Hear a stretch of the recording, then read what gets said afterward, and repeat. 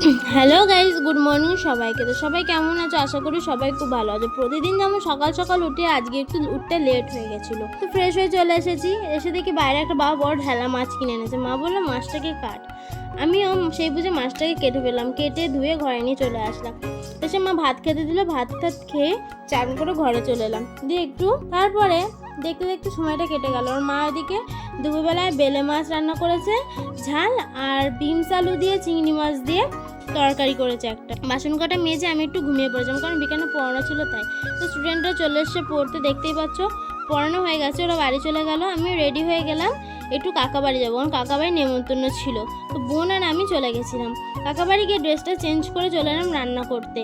তো দেখতে পাচ্ছ রান্না করার যেসব সরঞ্জাম জিনিসপত্র সেগুলো কাটতে বসে পড়লাম। কাটা হয়ে গেছে, আর ওইদিকে উনুন পাড়ে গিয়ে মাছটাকে নুন হলুদ মাখিয়ে কড়াই গরম হয়ে গেছে, তেল দিয়ে দিয়েছিলাম, তেলটাও গরম হয়ে গেছে, মাছগুলো ভেজে নেবো।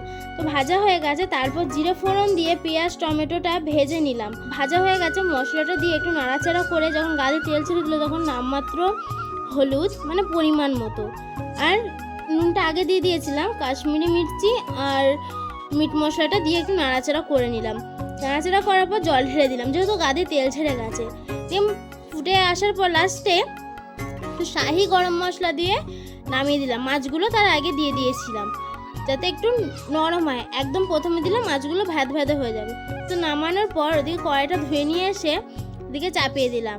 চাটনি করব আর পায়েস। তো দুধটা ঢেলে নিলাম হাঁড়ির মধ্যে, দেখতেই পাচ্ছ।